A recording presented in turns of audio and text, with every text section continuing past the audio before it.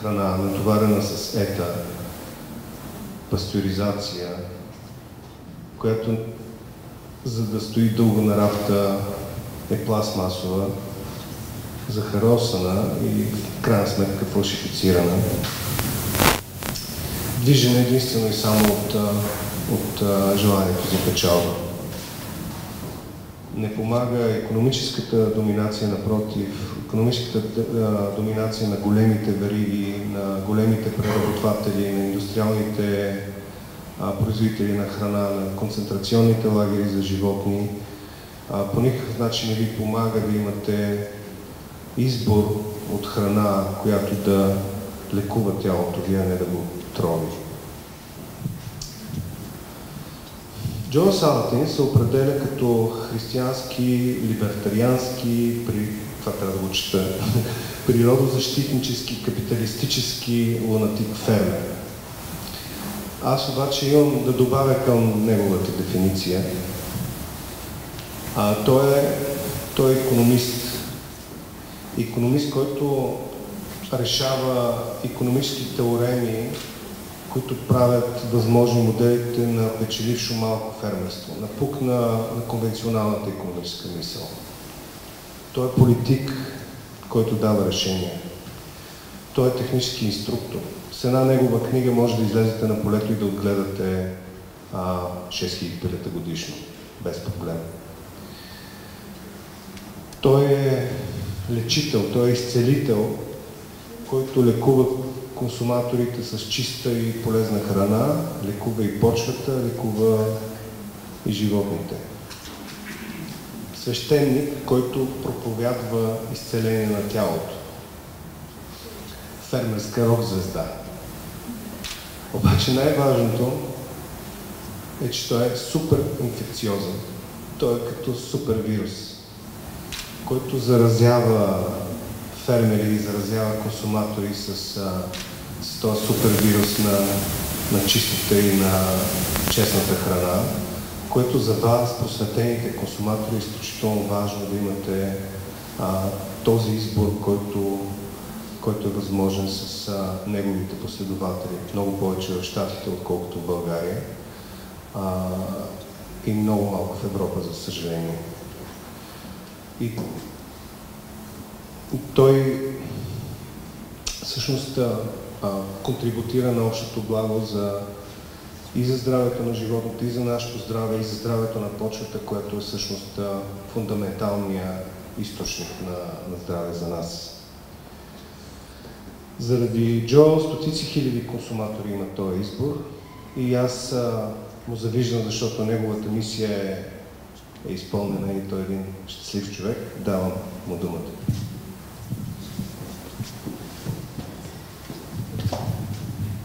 Thank you. It's great to be with you to share this morning. Thank you, Philip. Thank you, all the hosts that have made this trip so memorable and enjoyable for me. This will be my last. You get the last hurrah here. So this is great. I have often thought, what will our great-grandchildren think about how we thought? When I think about my ancestors, going back, I mean, I'm not just talking about the ones I knew, but ones from 500 years ago. I don't know them. I don't know their names. But when I think about them, I think, for example, they all thought that the earth was flat. No, you know, we sit here and giggle at that and laugh. How could they have thought the earth was flat? But if in that day you walked into a room and said the earth is round and it hangs in the sky, it doesn't sit on, you know, on Atlas's back or the back of a big turtle, right? They would have laughed at you and said, well, of course the earth is flat. I mean, look, you go out there and it just ends out there. You know, you fall off the edge. During the time of the Black Death in Europe, the bubonic plague, you can find today woodcuts, pictures of all of the different grim reapers, right, that had the different diseases and sicknesses. They didn't know about germs and bacteria and viruses and those kind of things. So they tended to think it was all spiritual, and these were little, fairies that came and made people sick. And so we have to put a certain kind of plant over the door, or we have to, when we close the door, we say, spirits be gone, before we leave, right? And of course now we know it was fleas. But we laugh at that today. We laugh at that ignorance. How about that the earth revolves around the sun instead of the sun revolving around the earth? In that day, if you said, no, actually the sun sits still and the earth circles around the sun. What? I see the sun come up over there. I see the sun go down over here. You're a fool to think that the earth revolves around the sun instead of the sun revolving around the earth. In most cultures today, most civilizations, there was a time period when slavery was considered perfectly fine, perfectly normal. In fact, in more of human history than not, slavery was considered normal. And to suggest that we shouldn't have slaves, that's a bad thing. Why, you would have been branded a weirdo, a heretic, a troublemaker, okay? I'm thinking of our first president, President Washington, George Washington, and when he got sick and they brought the leeches in to suck out his blood, to take the bad humors out of him. Most people now believe that George Washington might have lived another 5 to 10 years if they hadn't sucked all his blood out with leeches. But this was the orthodox medicine of the day. This was the overriding thought of the day. Moving a little bit closer to our time period, we went through a period of 30 to 50 years almost, where we demonized lard and demonized butter, and said, no, you don't want lard and butter, you want hydrogenated vegetable oil, right? Now, guess how much hydrogenated vegetable oil is an acceptable amount to eat? None. Zero. And yet, our best science of the day was throw out the butter, throw out the lard, and eat hydrogenated vegetable oil. Moving a little bit closer, for 30 years, our experts told us to feed dead cows to cows. It was a way to feed them cheaper, grow them faster, and so let's feed dead cows to cows. And so farmers like me were taken to free dinners sponsored by government experts and academic scientists to teach us how to feed dead cows to cows. 30 years later, we had bovine spongiform encephalopathy, known as mad cow. How many dead cows can we now acceptably feed to cows? None.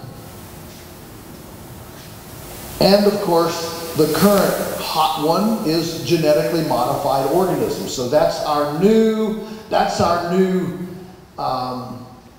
orthodoxy, is genetically modified organism that's going to feed the world, and we're going to solve all of our problems, and we're all going to sail off into a cosmic nirvana of health and perfection because of genetically modified organisms. And fast on the tail of genetically modified organisms is, of course, nanotechnology, and we're all going to be healthier when our bloodstream is flowing full with little nanotechnology particles in our bloodstream.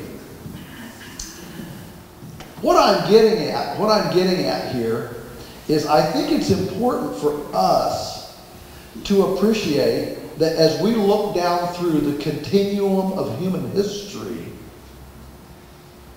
often the orthodoxy is wrong. The orthodoxy is incorrect. And the heretics are correct, or eventually proven correct. Every time period in human history has its orthodoxy. And so what I would like us to, so one of the things that I'm fascinated about is what will my great-great-great-great-grandchildren, looking back at what I've written, and I've written a lot, okay? What will they say? Wow, he was nuts. He didn't have a clue what the truth was. That's me. But we also have the same issue culturally. And so I look at the culture, I look at the overriding orthodoxy of our day and say, what will we in 100 years say? That was a big mistake. And so I want to go through a couple of these just to help us to understand what I think are going to be. The earth is flat. The sun revolves around the earth. What I think are going to be some of those things in the future. One is the orthodoxy that we kind of believe today, especially in the developed world, that nature is broken and we have to fix it. And so wellness comes out of a bottle. Wellness comes from a syringe. If I have a farm and I'm not vaccinating my animals, I'm a threat. My neighbor farmers call me a typhoid Mary. They call me a bioterrorist because I don't inoculate all my animals with vaccines, and I don't have a room full of drugs and pharmaceuticals and a room full of chemicals and pesticides for my garden and my tomatoes, as if nature just can't function unless I've got a bunch of concoctions to sprinkle and inject and put over it. So if today you actually believe nature is fundamentally well, and the default position of nature is wellness, you're a heretic. You're a weirdo. You're a round earther. Okay? And so this is one that I think over time will fail. I definitely believe that this will fail. See, on our farm, and I'm going to show you some pictures in a moment, but I want to just lay this context, and then I'm going to show you how heretical we are by showing you some pictures. But we believe that if we work with nature, that if we view nature's templates as the ultimate healthy experience, nature is fundamentally healthy. And we don't need a bunch of pharmaceuticals, vaccines, and concoctions to be able to make things work. So we're looking at nature saying, well, how does nature work? What are the templates, the patterns that make nature work well? And there are patterns that make nature work well and patterns that make nature work poorly. Now on our farm, over 50 years, we have had 3 or 4 pretty significant disease outbreaks. We've had it in cows, we've had it in chickens, we've had it in turkeys. And when I look back over those 3 or 4 outbreaks of disease, guess what I see? Every single time it was my fault.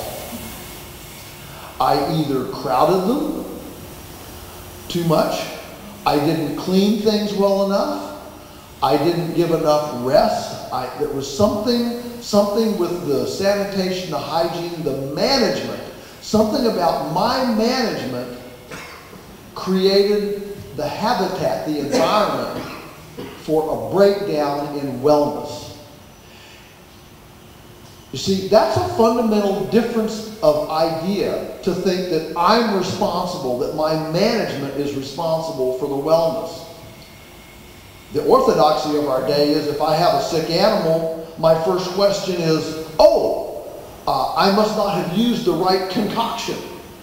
I must not have used the right drug. I must not have used the right chemical. I think that we actually learn a lot more about living, about life, and about us when our first question, when we have a sick tomato plant or a sick cow, when our first question is to look in the mirror and ask, what did I do? What did I do to overrun the immunological function of the system? Think about how fast the antimicrobial soap fad was. Remember how fast that went? What, 10 years ago? Everybody's got to use antimicrobial soap. The schools all put in special little hand dispensers to get antimicrobial soap. 7 years later, all gone. Why? Because the hygiene hypothesis says that if we clean things too much, we open up our exposure, we open up pathways of entry for pathogens and disease. We don't live in a sterile world, do we? I'm breathing stuff that you're exhaling, and you're inhaling stuff that if I get close, and we're breathing in air that an earthworm breathed yesterday, and that a tomato leaf exhaled the day before. Okay. We live in a bath of bacteria. If you could take an electron microscope and look through the air that we're living in, it would be a viral bath, wouldn't it? We would all look like Pigpen in the Peanuts comic strips, with that swirl of dust cloud around it. That's the world we live in. And so on our farm, we're not interested in sterile, because you can't make sterile, and sterile is actually bad. What we're interested in is the Antoine Beauchamp idea. See, a lot of people know about a man named Louis Pasteur. Everybody knows Louis Pasteur, who said, those germs, I'm looking in my microscope, I see these little things moving around. They have to be bad. They can't be good. It can't be good to have little things wiggling around in our cheese and in our food and in our pepperoni, right? That can't be a good thing. So we have to kill those things. We have to kill those things. But a contemporary of his, named Antoine Beauchamp, another Frenchman, said, yes, I agree that there are those little wiggly things there, those little things, we'll call them germs. But there are good ones and bad ones. And what makes the bad ones able to win is when there aren't enough good ones to fight the bad ones. And so while Louis Pasteur brought to the world the germ theory of sickness and disease, Antoine Beauchamp brought to the world the terrain theory. He said it's all about the terrain. And in the mid-1800s, this Frenchman was actually talking about, I wonder if we get enough sleep. I mean, here was he actually dared to ask, I wonder if it would be good if we didn't have open sewers running down the streets of Paris for children to play in and chickens to walk through and walk into our yards. He talked about the terrain. And of course, that is the foundation of the entire wellness, acupuncture, naturopathy, aromatherapy, chiropractic, all the wellness medical fields today are based on heal thyself, correct? Rather than something from outside coming in. Now, I'm glad we have allopathic medicine. If I cut my arm off, I want to go to the hospital and I want a good trauma center to deal with my broken arm. But when it comes to the chronic illnesses that the United States leads the world in, cancer, heart disease, diabetes, I tell my friends in the U.S., folks, this is not bragging rights. This is not a place you want to be number one in the world, right? But we lead the world in these things. Why? Because we lead the world in breaking down the habitat for immunological function by being the world's leader in junk food. Every other culture, when you think about, Prince Charles says a culture is known by its architecture, its religion, and its food. And especially European, all other cultures besides the United States, all have these wonderful food cultures. I've enjoyed pink tomatoes here in Bulgaria, all right? I can't get enough of pink tomatoes. I wish I could take home a suitcase full of pink tomatoes, all right? But when anybody says food culture in the United States, what do you think of? McDonald's. Absolutely.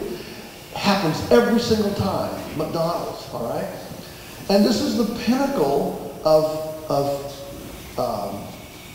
junk food, of food that is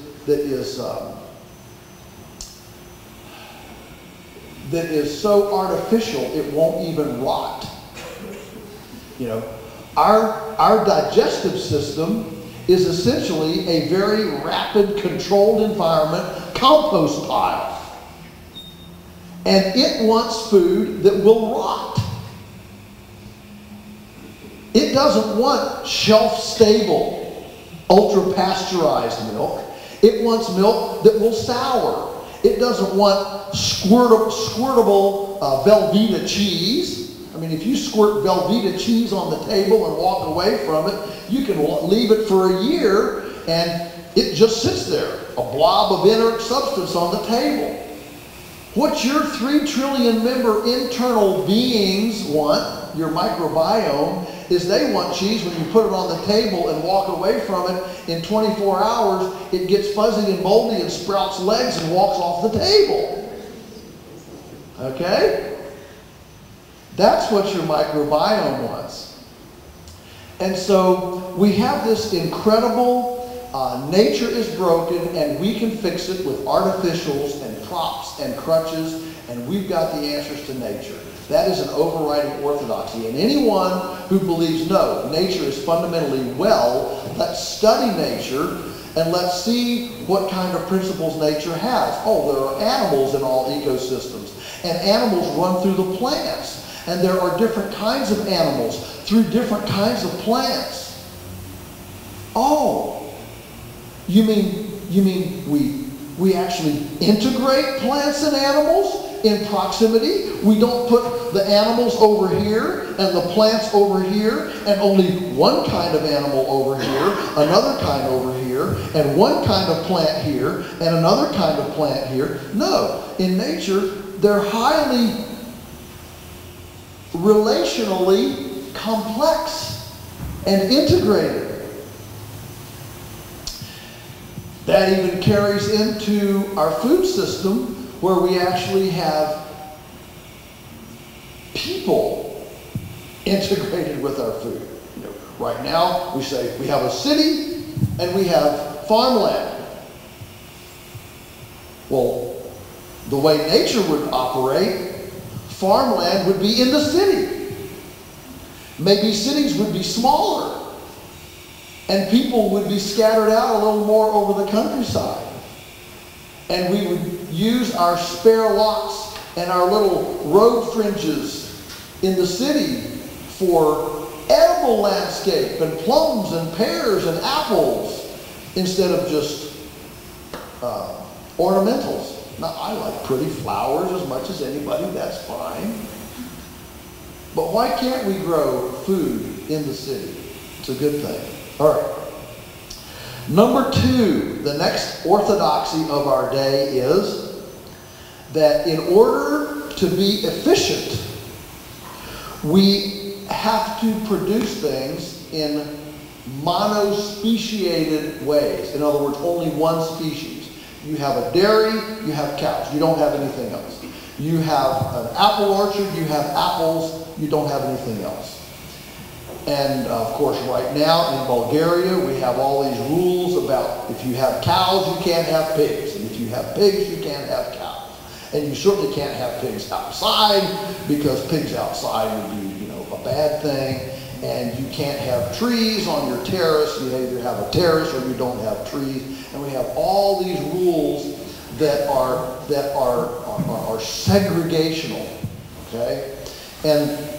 And so a heretic like me says, actually, the way nature works, it's a lot better to have multi-speciation instead of monospeciation, because multi-speciation confuses the pathogens and the germs and the bacteria and the bad guys, and actually stimulates proper functioning and immunological function.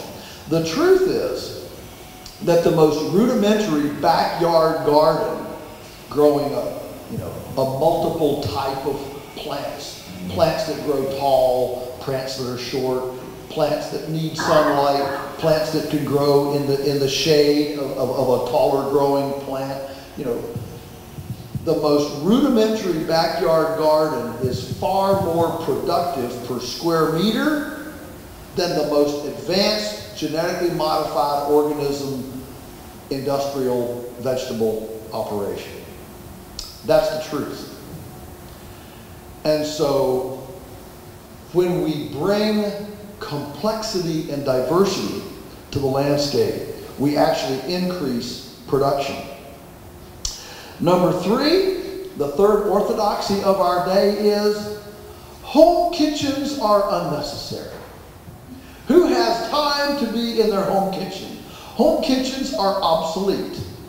We need to subcontract the preparing, preservation, packaging, and processing of food to experts in big canneries and soup makers and microwave processors to free us up from the drudgery of our kitchens, because kitchens are sexist and they're kind of backward, and they're not places where we should be. We should be out typing on a computer. We should be out, you know, working in our cubicle in the workspace.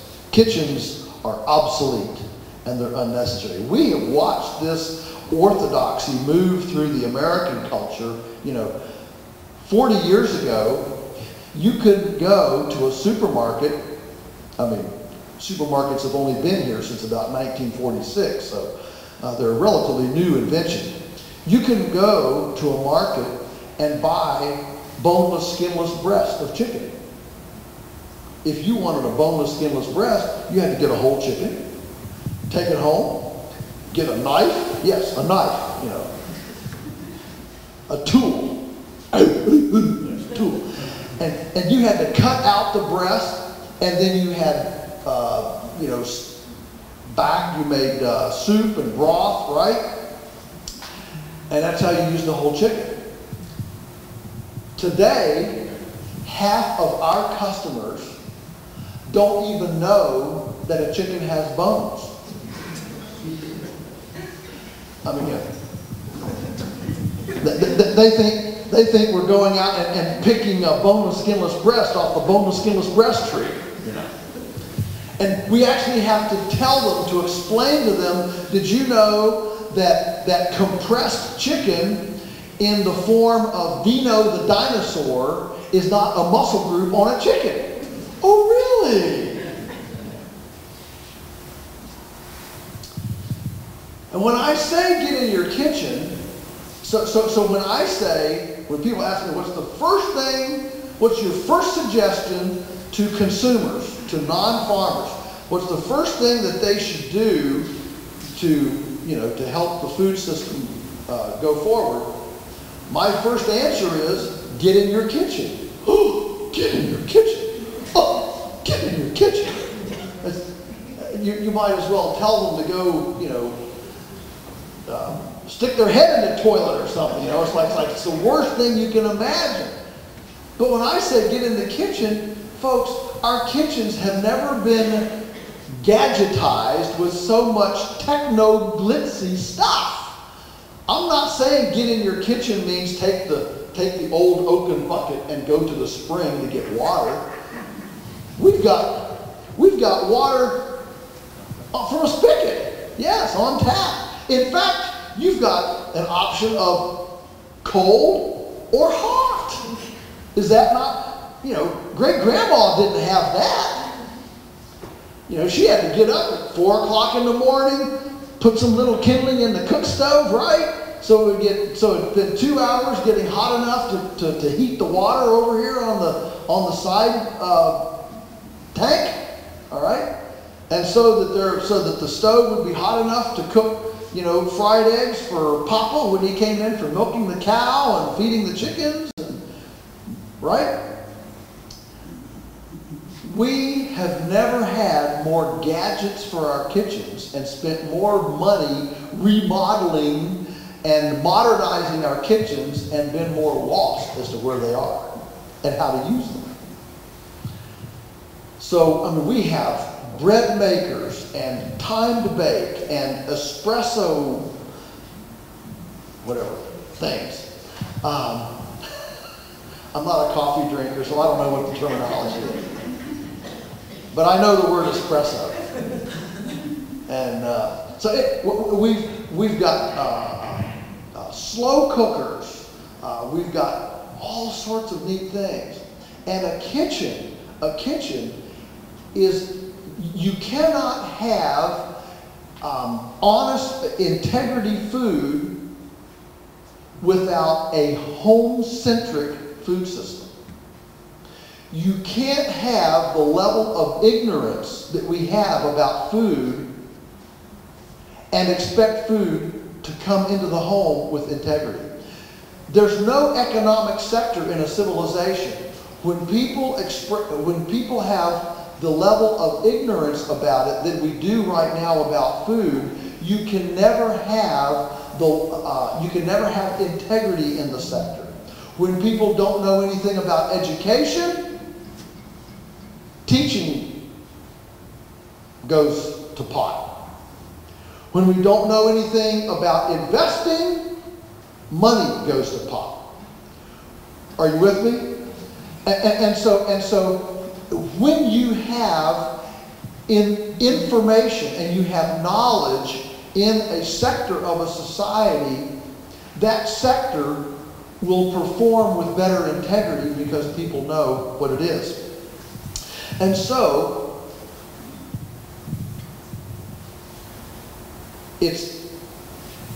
I hope that in the future we will look back and say, this idea that we could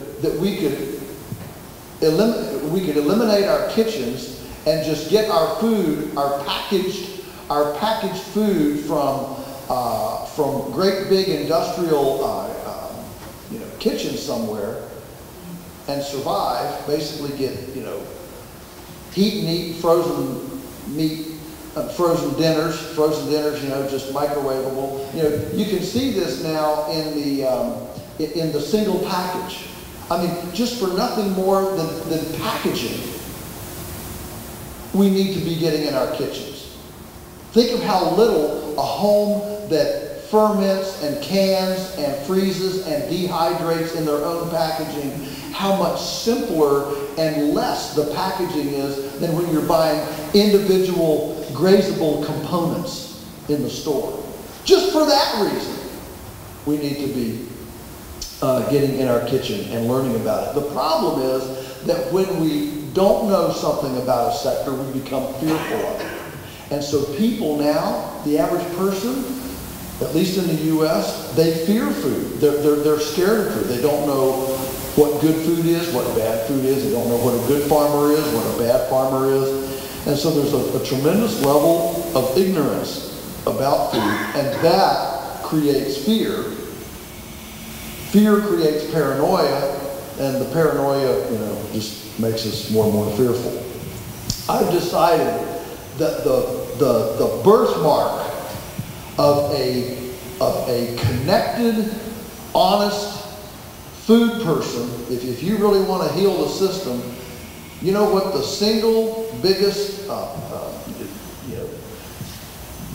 birthmark, the identifier of a person who gets this is a person who eats leftovers.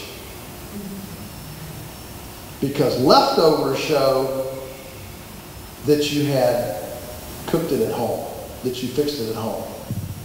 Okay, with that in mind then, let me quickly go through these pictures, and then we'll open it up to questions. So let's see how some of this works on our farm in Virginia.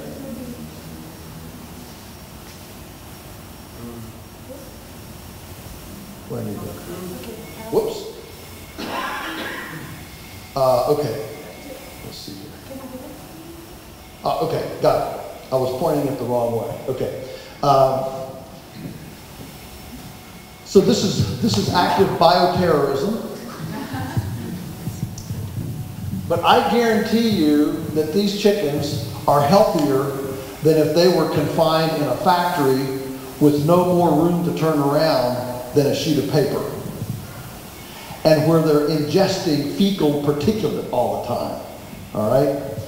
And so, yeah, I'll put these up against anybody's. So when we feed hay, we feed in a shed here, and this shed is used for multiple things. Cows at some times, pigs at other times, and these pigs, by the way, are building compost for us, so we don't have to use. This is our fertilizer. So we use carbon. Everything runs on carbon. That's another orthodoxy. The orthodoxy of our day is fertility comes from petroleum-based chemical fertilizer, and we can't grow this food. We can't grow the volume we need without chemical-based fertilizer. I beg to disagree. I think that soil fertility actually comes from carbon. And so we practice large-scale composting, but we turn it with the pigs, so we're not using equipment and petroleum and machinery to do it. And the pigs, of course, they don't need their oil changed. They don't need spare parts. So we're using appreciating equipment to do this work. A lot of times we feel like there's a tension between proper ecology and proper economy. And in order to be profitable and economical, we have to sacrifice the ecology. And in order to build up the ecology, we have to sacrifice the economy. That's another orthodoxy. I disagree. I think we can have both ecology and economy at the same time, but we have to think radically different in order to get to both of those places. This makes this wonderful, wonderful compost which is then the heart and soul of our farm as we build the soil. The orthodoxy is that the soil needs chemicals. We say no, the soil needs carbon and the soil needs recycled nutrients. In the United States, 75% of everything that has gone into landfills is compostable since the beginning of landfills. 75%. That is immoral. It's unconscionable. I don't know what it is in Bulgaria, but I expect it's somewhere close to that. Same thing. The fact that we are composting, or that we're landfilling leaves and yard wastes and pallets and food waste, is just simply unconscionable.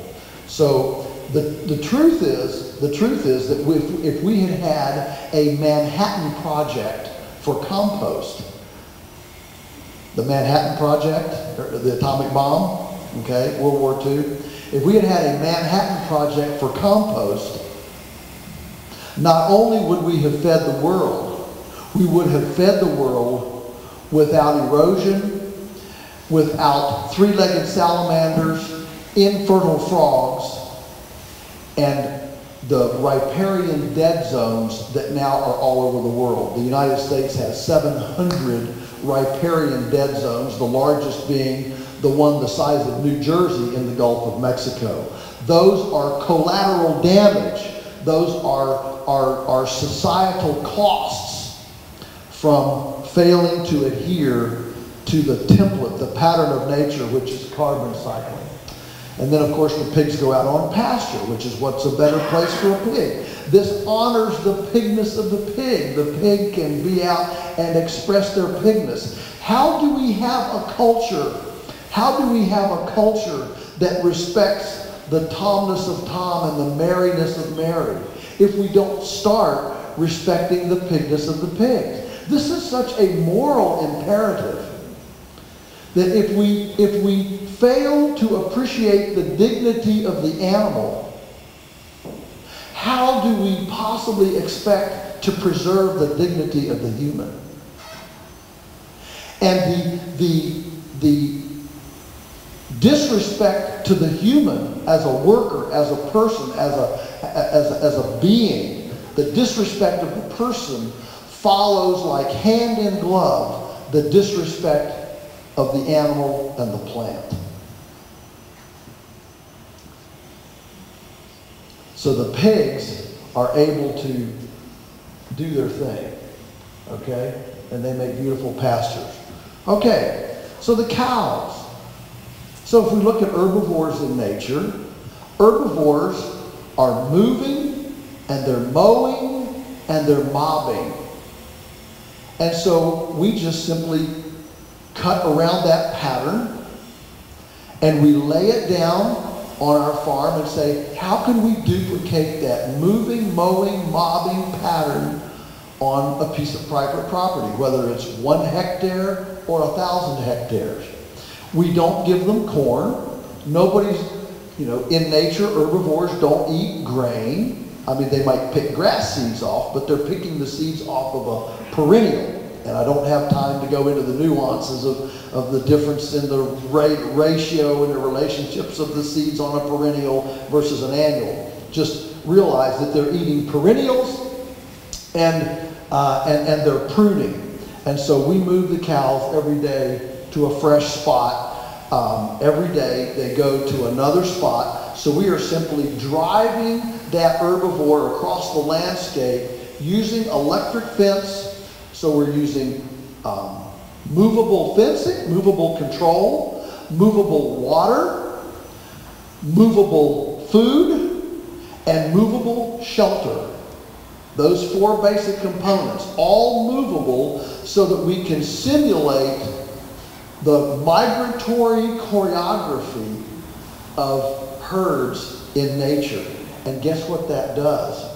What that does is in our area, the average production on perennial pasture for herbivores is 80 cow days per acre. A cow day is what 1 cow will eat in 1 day. We haven't planted a seed or bought a bag of chemical fertilizer in 60 years, and we average 400 cow days. That's 5 times the average. Can we feed the world? Yes. Not only can this feed the world, it is the only system that can feed the world regeneratively. So often we believe that in order to feed the world, we have to destroy the soil, destroy the air, deplete the aquifers, and assault human dignity to do it. And I'm here to suggest that a good farm, the result of good farming should be more soil, more water, more breathable air, and more human dignity.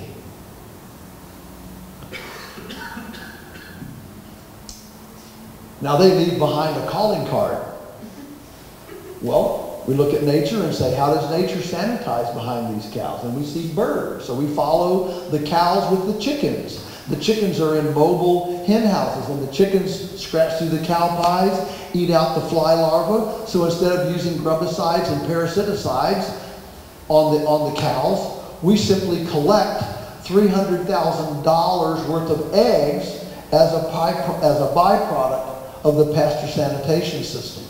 So when people say, this is the only system that can feed the world, that can't possibly feed the world, I want you to imagine millions and millions of eggmobiles. We call them eggmobiles. Batman has his Batmobile. We have our eggmobile.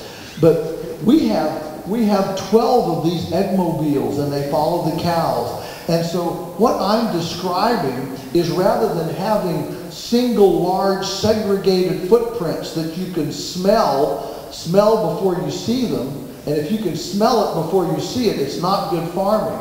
We believe that good farming should be aesthetically and aromatically, sensually romantic. It should be a place where a kindergarten class wants to come and enjoy it, okay? And for sure, if it's not a people-friendly place, it is not an animal-friendly place. And so this creates beautiful landscapes. This is the Millennium Feathernet, another model. The eggmobiles work for pasture sanitation. This is commercial egg production. But this moves around the field. Guess what you don't see here? You don't see here concrete. You don't see fans, energy intensity. You don't see any pharmaceuticals. You see a very simple infrastructure. You don't see capital intensity. So we have very strategically chosen to trade pharmaceutical, capital, and infrastructure and energy intensity for people. This takes more skill and more observation. It takes more people on the land out here, but way fewer people that are extracting rural value and relocating it to the city to support it. In the winter, the chickens go into these tall tunnels, and you can add a lot of different things to create a lot of diversity. And they're only in there for about 100 days, and then they come out, and into that debugged, composted, churned bedding, we go with vegetables and produce. So if we're going to have infrastructure, we want to have different kinds of plants and animals integrated through that infrastructure so that there are large host-free periods and short host periods. That keeps the pathogen cycle down under control, because most pathogens are very species specific. They just attack one thing. And if we continue to rotate different kinds of species through there, it creates dead ends. We raise rabbits out again in portable shelters, okay? And the rabbits, of course, they graze the grass and do their own thing. Chickens, broiler chickens, are in chicken shelters that we move every day. You can see here the squares behind them. Every morning they move one step ahead, so the chickens get a fresh ground, and we don't come back to that same spot for a whole year. So it's one day a year a spot gets a chicken. Other than that, it doesn't get one of these. Now, it might have the egg mobile, it might have a turkey, but it doesn't get these particular types of chickens. Now, if you notice this, I want you to notice that this has three ideas that I just want to share with you. First of all, these are mobile. Our infrastructure is mobile. I hope by now you're realizing everything we do, it's mobile, it's movable. And that allows the farm to be, the farmer, to place his or her movable farm on land that is not owned. And especially here in Bulgaria, where there are so many land fragmentations and land issues, trying to undo the damage of the earlier era. Is that fair enough to say? Land ownership is a problem. In the U.S., we don't have that problem. What we have is extremely expensive land, okay? But in either case, the point is, when the farmer can place what makes a piece of land a farm is what a farmer brings to it. If there's no farmer, it's just a piece of land. But if a farmer has movable infrastructure, that the farmer's stuff can be placed on land that the government owns, that a neighbor owns, that somebody else, the middle of a roadway, a park, okay? It can be placed anywhere. So mobility is critical. The second thing is it's modular. If you want to grow anything from vegetables to animals for a large aggregator, the regular industrial system, the first thing you have to do is put in something great big. Let's take chickens. If you want to grow chickens for an industrial regular chicken outfit, the first thing you have to do is build a multi-$1,000 great big house, right? Single-use house. Single-purpose house that will never have a tomato plant or a pig in it, right? One thing. That's a big impediment to entry. It's a big hurdle of entry, the capital intensity. It keeps young people out. The reason the farmer is now 60 years old, the average farmer is 60 years old, is because when young people can't get in, old people can't get out. So both generations are stuck. But with a modular approach, all you have to do is save up a few pennies, get some scraps together, and build a module, and you can be in business. And then if you like it, you can build another one. And if you like it as much as we do, you can build 150 of them. But it allows you to enter easily, scale up and scale down. We desperately need agriculture models that allow easy entrance and easy exit, because that's the only way you can maintain successional fluidity between generations. Are you with me? The final thing, so we've got mobile, modular, and the third one is it's management intensive. And that's where the other side points their finger at me and says, I knew there was a catch. This takes more people. That's the problem. I already dealt with that a moment before. Realize we're trading all this other for people. And when that happens, it moves our farm equity from infrastructure, physical infrastructure, to non-physical skill, information, and customers. And there's not a banker or lending agency in the world that can ever come to you and say, I'm going to foreclose on your skill. I'm going to repossess your knowledge. And this allows us to have people equity farms instead of depreciable equity farms. We move them every day. The chickens just walk right on, and we can move almost 5,000 birds in 60 minutes. Turkeys, okay? Turkeys, same deal. They get moved every day. This gives us a bird that's unbelievable in the world. We germinate new young farmers on farms that we rent and lease, doing collaborative arrangements so that new young farmers can start different enterprises that they want to do, so that we can add to our umbrella of things. I mean, our school tours, we never were doing school tours. We had a young person say, I want to do school tours. Fine. Launch the business. So we now do the grass stains tours. And we have thousands of children come out to the farm to experience it every year, and she handles all of that. We do food fairs, wellness fairs. We service the urban sector with buying clubs. We service about 50 restaurants. But at the end of the day, it's all about the future. And ultimately, if we don't create an agricultural sector that attracts the next generation into it, we will not be regenerative. The ultimate test of regenerative capacity is when the children hit 18, do they want to stay or do they want to leave? And so everything we've seen is cloaked in this beautiful mantle of transfer of information, of land, of knowledge, of sense of place, of appreciation for our connection to our ecological umbilical, to the next generation.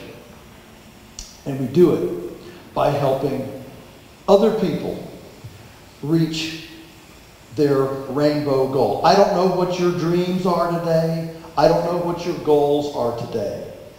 But I can tell you that I've spoken all over the world, and what I find is that the similarity among people who speak my language, who don't speak my language, who live in different social structures, governmental structures, economic structures, and climates. All of us want health.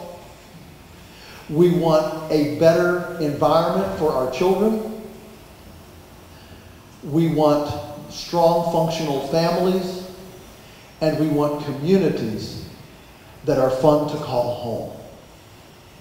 That is our common thread. That's my thread, and I'll bet it's the thread of everyone here. That's our gold. That's our pot of gold at the end of the rainbow. And if we will help each other come to that dream and that goal, we will have the world that we're glad to hand to our children. Questions?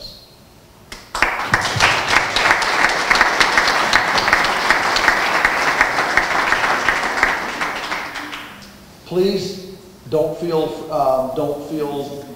pressured at all. I know that Bulgarians are a little bit reserved. There is a question. Okay, a question. Yes, thank you. Thank you very much. Yeah, thank you very much, Joe. Very inspiring.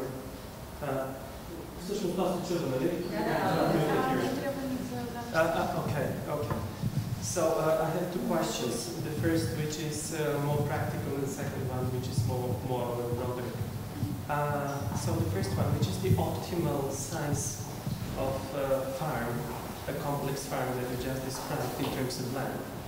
How many hectares you think is the optimal size? Yeah. Can I add to this and the minimum? Just to add to this, and the minimum. Oh, and the minimum. Okay, all right. So, did everybody hear the question? We're good? All right. So, the beauty of what I've just described is that it is completely, it's completely scalable. It can be, because as you've seen, the infrastructure, the equity here, again, the equity is management and mental. The equity is not structure. The equity is not infrastructure. The equity is not equipment. The equity is in management and information. And the beauty of that is it can be scaled down without prejudice, and it can be scaled up without prejudice. And so I've seen people run with these ideas on a place as small as 1 hectare. Now, maybe you don't want a cow. Maybe you want to, maybe your herbivore, your biggest herbivore is a rabbit. you know, or milking sheep, you know, if you only have 1 hectare. But the beauty of this is it is absolutely adaptable because the infrastructure is not where the equity is. The equity is in what I know and how I manage it. That makes it completely scalable. How big can it be? I have no idea. I mean, we're running almost 1,000 head of cattle, you know, 30,000 chickens, beef chickens, 4,000 broilers, 2,000 turkeys, 600 pigs, and then we have the sheep, we have, you know, but we know that we could quadruple tomorrow and, you know, and be fine. So, so I don't think there's any limit to the scale as long as you have dependable, high character, observational people skilled to be able to handle it. Okay? You had another question? Yeah, the second question is, you understand, or at least what I see, is that this fantastic model is very far from the way that the farming is being done today. And I personally, after more than 20 years in banking, I went into farming and the food industry. And my question, because there is a lot of moral issue in doing modern farming, and it's so far that my question is how we can close the gap as much as possible between the, let's say, the more ethical way of doing it, more nature-wise farming and the contemporary farming, the traditional. Yeah. It's such a powerful question, and boy, if I had an easy answer for that, well, I don't know where I'd be, but I probably wouldn't be here. It's not an easy answer, and it's like a movement. I would liken.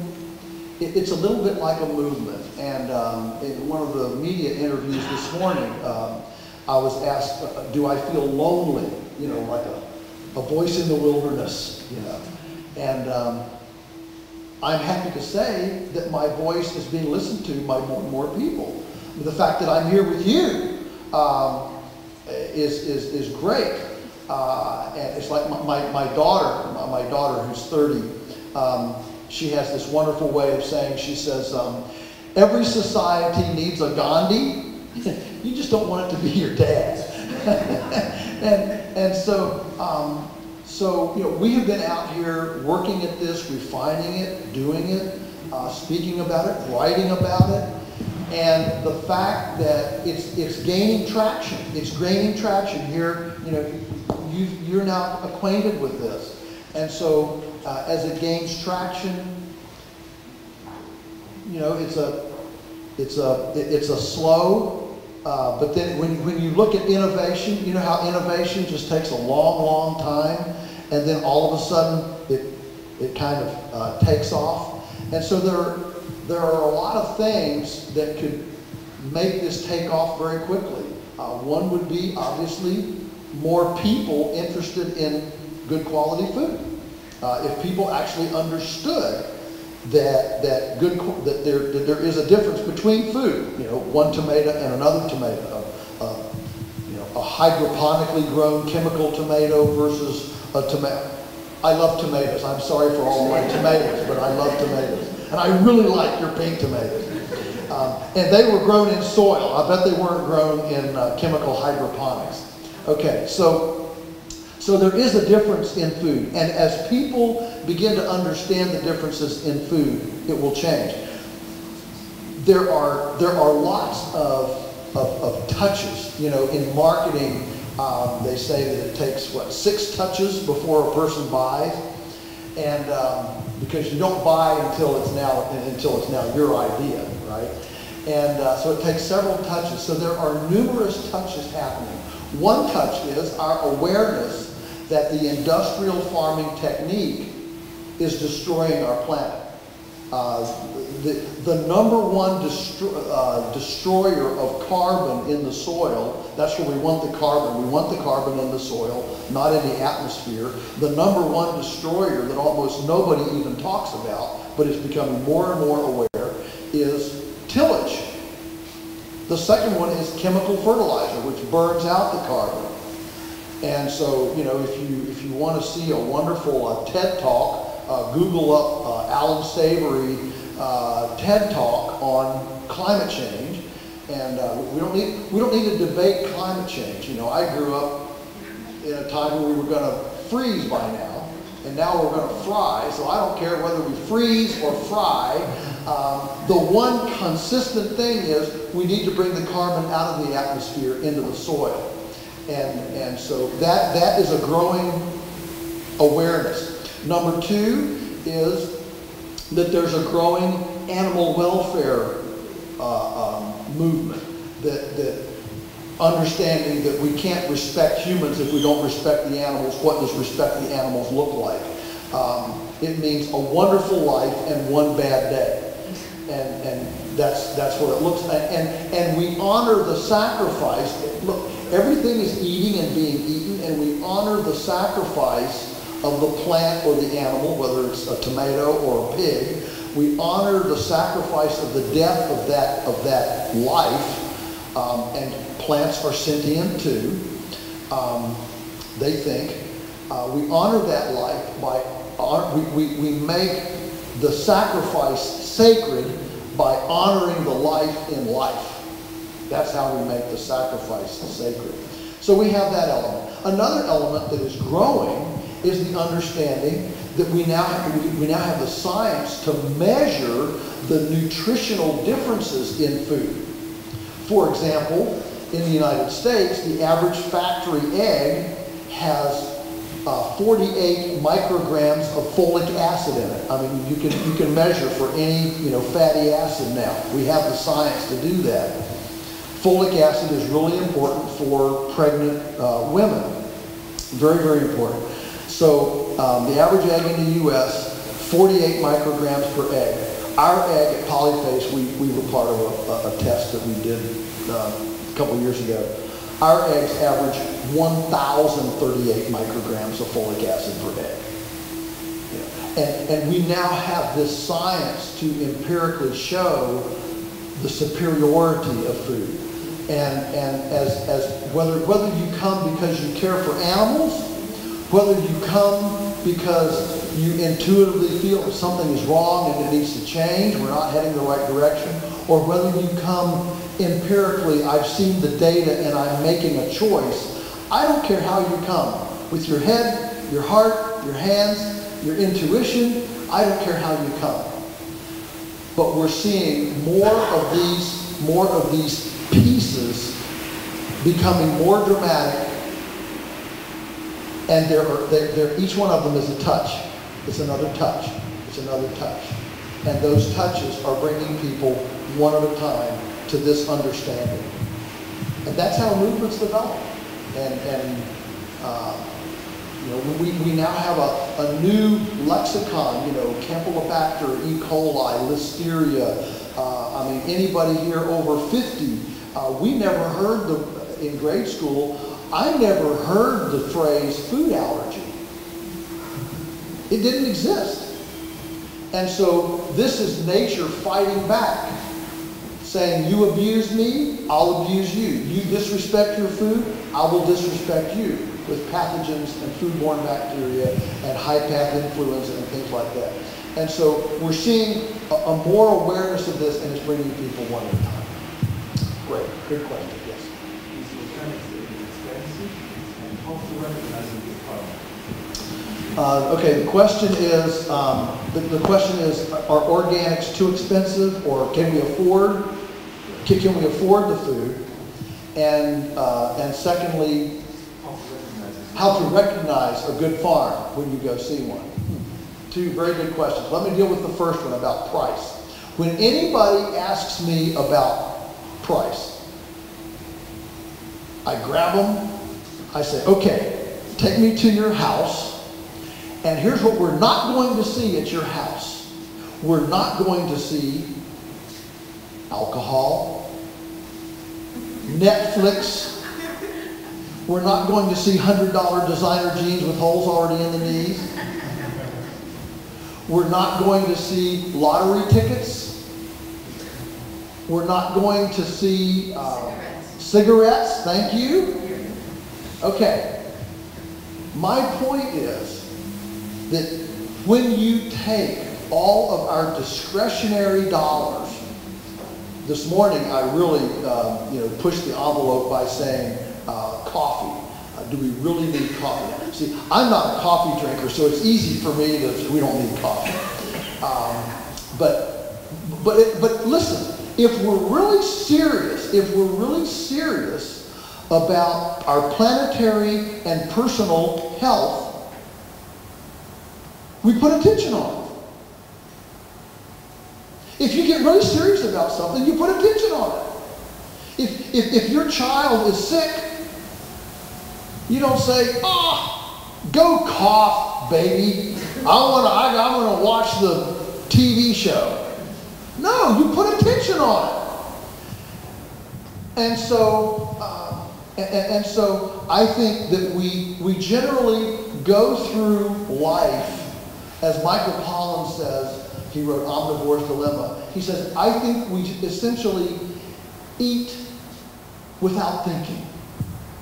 And we go through life without thinking. I mean, how many times do we submit a business plan to a banker? I've got to enjoy my banker here.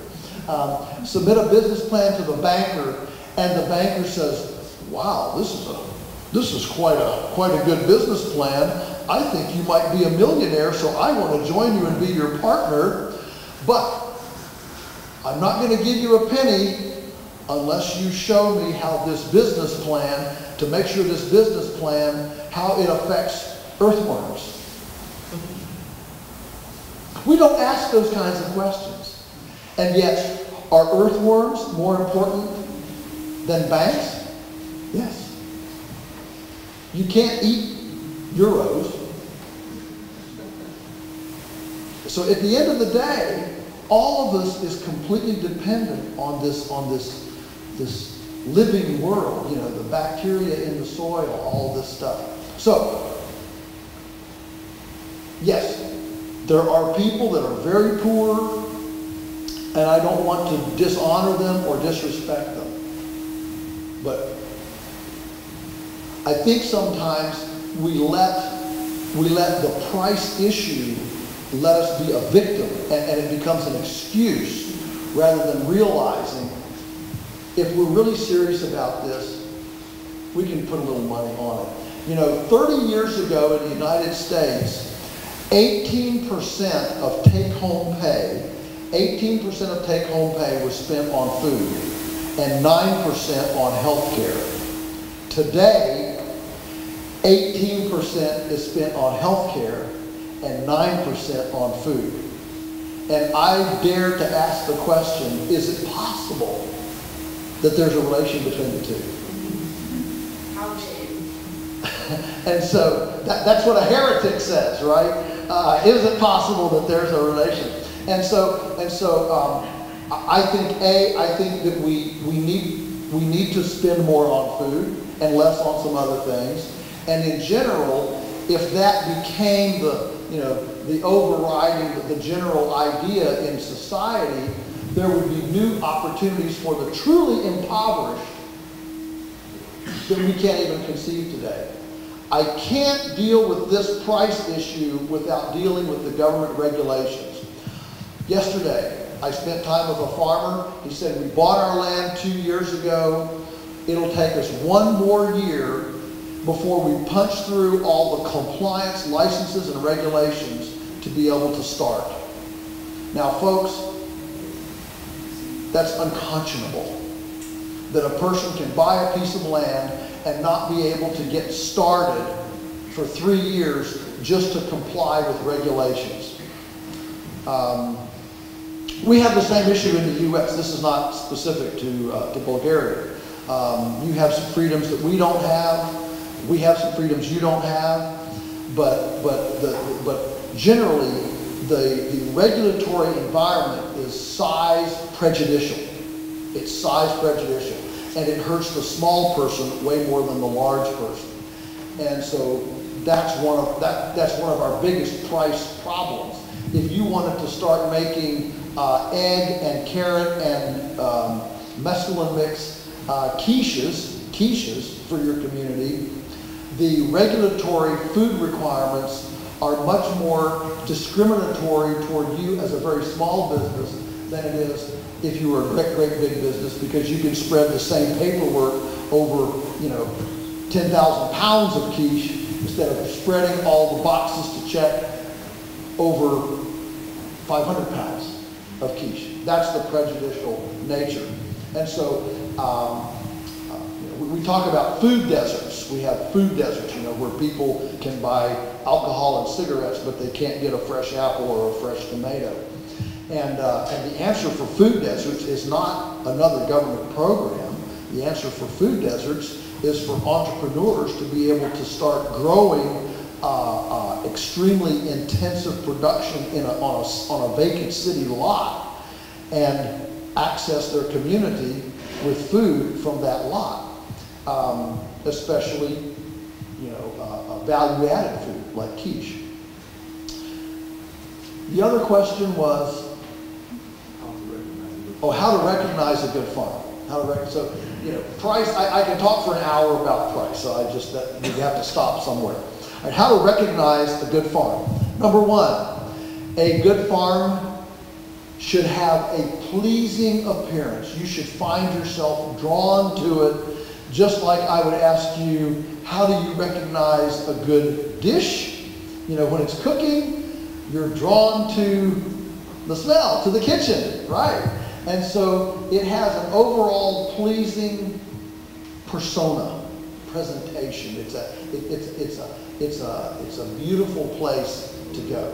Secondly, it smells good. So it's aesthetically pleasing, it's aromatically pleasing. The next area, I would say, look at the carbon, look at the soil. Is the soil hard? Is the soil cracked?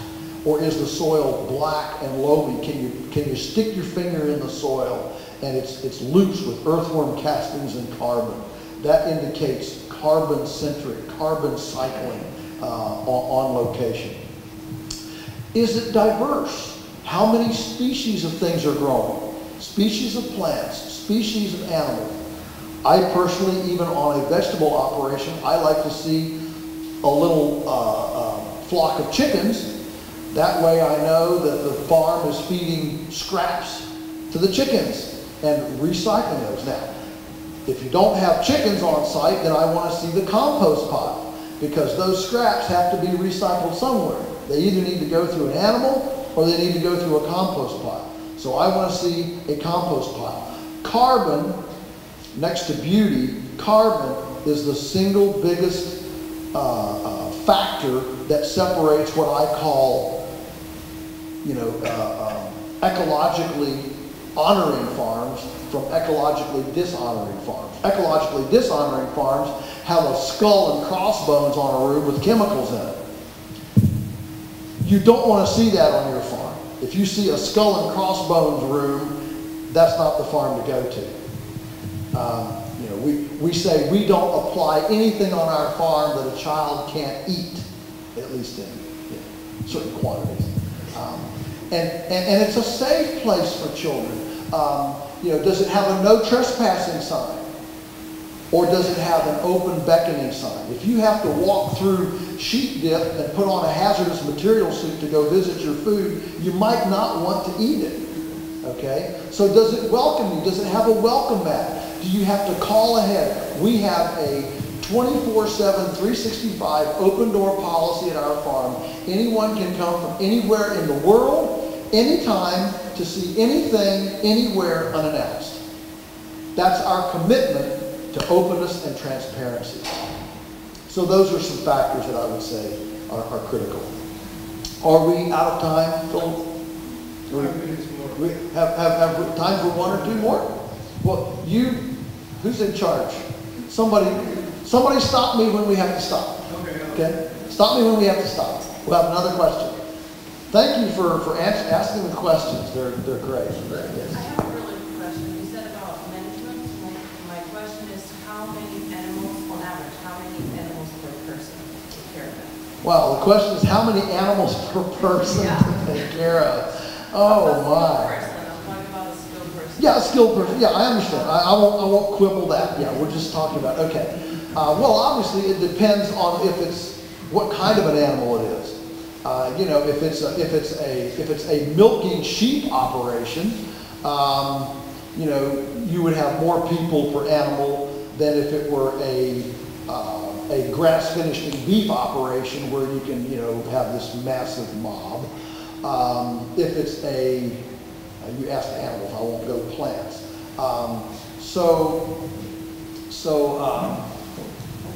With our mixed operation, in general, each one of our people is handling, you know, chickens, turkeys, pigs, cows. Just to answer the question, I'm gonna, let's say, yeah, probably a couple of thousand. Probably a couple thousand. That's on a daily basis. Yeah, on a daily basis. Yes, yes. Another question. Yes. What's a good place or a good way to acquire the skill that was talking about of growing vegetables, for example, on the animal part and the vegetable part? Great. The question is, what is a good way to acquire the skills that I'm discussing, especially in vegetables? Right? Especially in vegetables. Well, right up here, we have is there a better one in the room? No, okay. We have one right here that's copying and doing here in Sophia. One of these very intensive vegetable operations, horticulture, based on the work of a Canadian named Jean Martin Fortier. And another one in Ohio that I can't think of the name. The guy who wrote the book, The Lean Farm, also based on another Canadian experiment out in the west of Canada called spin farming. Spin, S-P-I-N, sustainable, produce, intensive. It's an acronym, SPIN. Anyway, I don't know what the N is. I don't know. But anyway, network? Okay. All of these people have developed systems to get incredible production and profitability off of extremely small acreages. I mean, like half a hectare, okay, or smaller. And there are special techniques. So we have one right here in Sophia. So if you're interested, go volunteer, hook up, and you will be amazed. Trust me, you will be amazed. And the chances are you'll bring some new ideas and questions that will make the operation better. Collaboration is a good thing. Yes. So yeah, I'm all about. You don't go to school. You don't go to school and get a degree in this. The best way is mentoring. Mentoring with a master. Mentor with a master and then go and duplicate it.